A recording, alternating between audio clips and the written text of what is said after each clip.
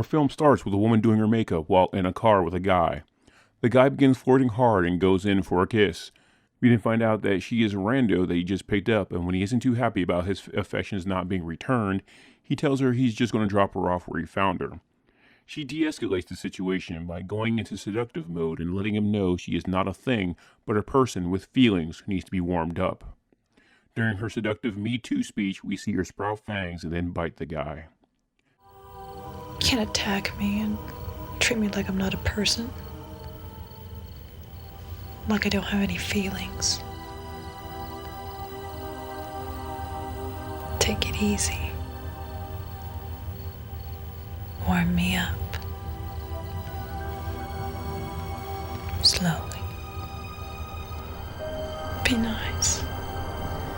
Be nice to me. Nice.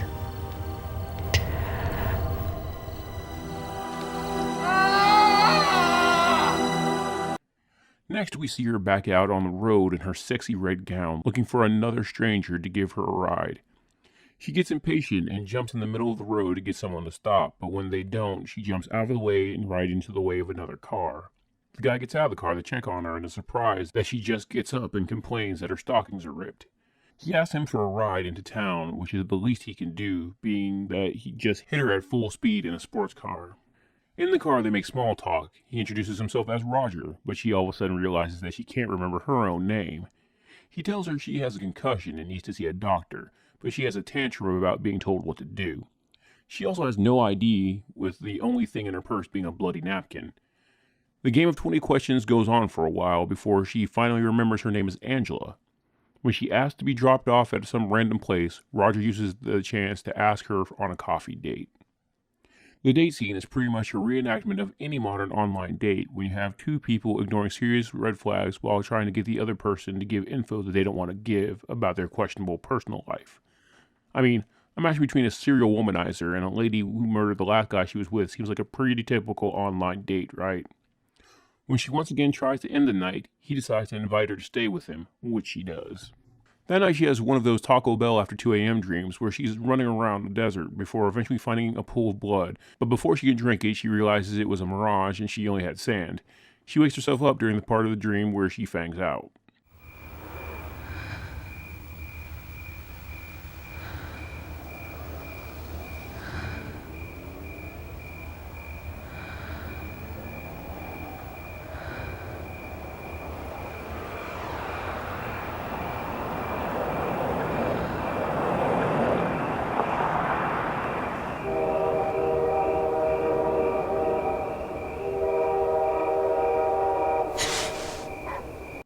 The next night, Roger makes a romantic spaghetti dinner with wine for her, and she grimaces after trying anything. This leads to her having another tantrum about someone being nice to her without her permission, and him trying his best to smooth things over. This movie is definitely an analogy for online dating. Later on, she has another Taco Bell dream, this time in the city. She finds Roger on the rooftop, fangs out, and drinks blood from his nipple. The nipple-sucking dream apparently turned her on because she then sneaks in his room after she wakes up, and it's implied that they have a lovemaking session.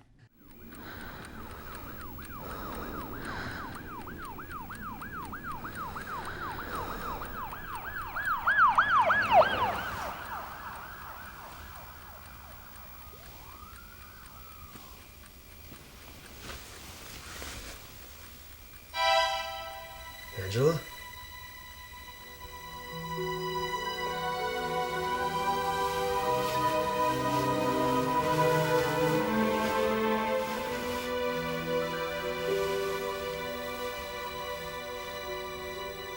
The next day, Roger invites Angela out with his friends, Helen and Carl, and the viewing audience is treated to another scene where someone asks them a bunch of questions and they avoid answering, with the only real thing of note being the look Angela gives Roger's friend Carl. During the post-date conversation at home, Roger ends up pricking his finger. We then get the stereotypical, let me help you make it better moment where she begins sucking his blood from his finger. She begins to lose control, and when he pulls away, she runs to the bathroom. That's where she notices in the mirror she has fangs and freaks out. In order to make the fangs go away, she gives the think about baseball when you get turned on in the middle of math class look, and eventually she comes out of the bathroom and tells Roger she's okay.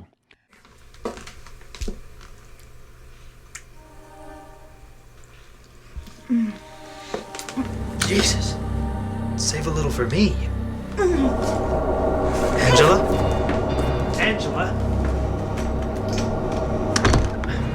Angela?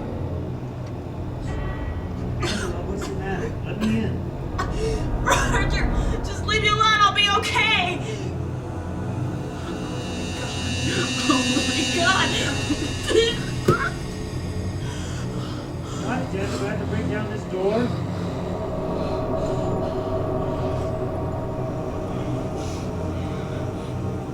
Angela, you have 5 seconds to open this door. Wait! Oh, just give me a second. I'll be out. She strips, and they have another lovemaking session. When Roger comes home the next day, Angela looks super out of it and pale. This leads to a long conversation where Angela beats around the bush about having weird thoughts about him. He thinks she's talking about sex when she's talking about eating him. She gets really close and goes to bite him, but stops just short and shoos him away. Always open to new experiences. Are you sure? What did you have in mind? Difficult to explain. I'd better show you.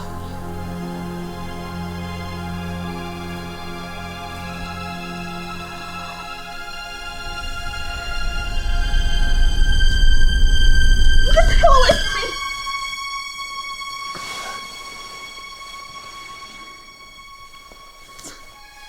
After Roger leaves to go to work, Carl, who apparently just makes himself at home in Roger's place, shows up and looks for him, but is instead confronted by Angela. Angela goes into full-on seduction mode and starts commenting on the look they shared the other night. Carl, being the good friend he is, tries to steer her away from the flirting, but when he stays loyal, she goes straight into hypnosis, leading to her biting him. Don't go, Carl. Look at me. I need you.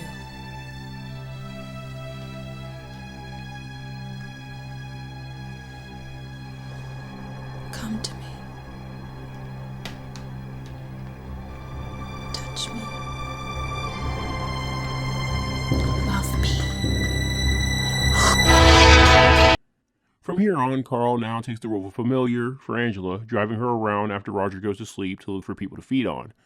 Carl doesn't seem to be a fan of his new job, but hypnosis is a hell of a drug. This is until he sees his first dead body and speeds off.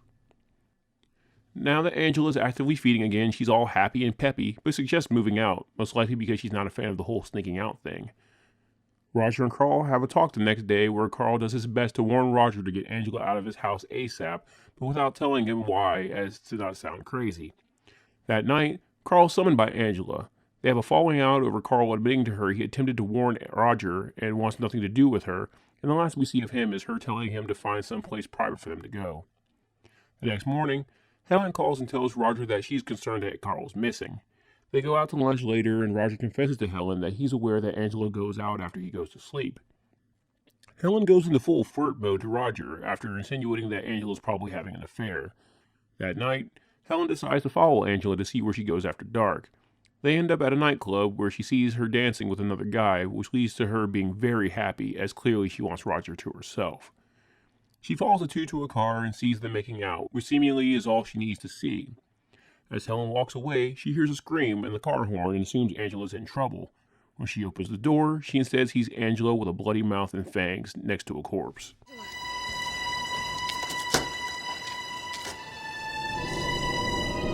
Helen? Angela takes off like a bat out of hell to Roger's place to go warn him, but by the time she gets there, Angela is already there waiting and strangles her until she passes out. She takes Helen back to her place where she confesses she would never hurt Roger because she's in love with him, and then proceeds to bite her. I never wanted to hurt you, Helen. The next day, Roger shows up at Helen's place and tells her she saw Angela get into Carl's car and that he had bite marks on his neck. Angela responds to none of the info as she's completely out of it, but Roger keeps talking anyway. He walks into her other room and finds that she's carving a wooden stake, which he finds strange. That night, as Angela's about to go out, Roger confronts her. She goes into a vague confession that she's not actually cheating, but he wouldn't understand what she's doing. She basically talks in nonsensical riddles that can be misunderstood as she's cheating because he can't cut it, but really means she has to kill people in order for them to be together without her killing him. He eventually lets her go and he follows her, just to find that she goes to Helen's house. There, he sees her on top of her and notices Helen's stake on the ground. When he goes to confront Angela, she fangs out at him and then panics and runs off when she realizes that it was him.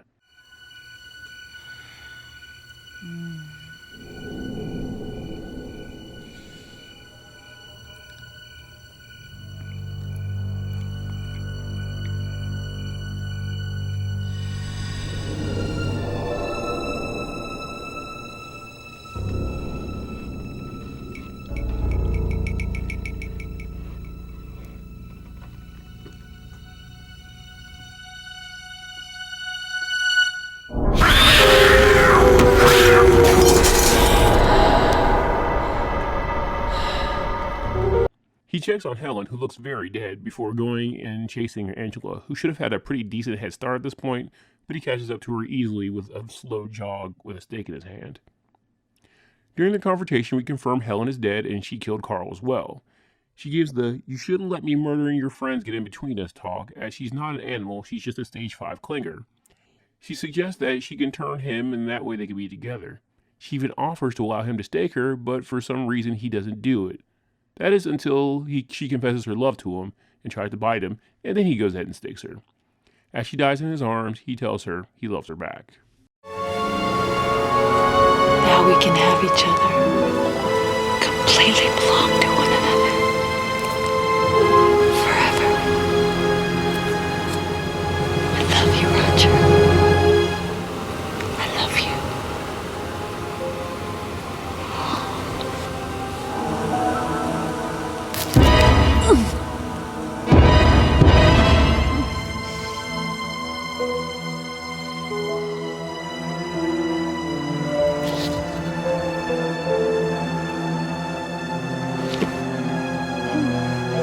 Thanks for watching. If you like this content, please leave a like and subscribe and hit the bell icon to know every time I update. If you want to help my channel grow, please check out my Patreon, where you can get access to content early, as well as see the content that can't be uploaded here on YouTube.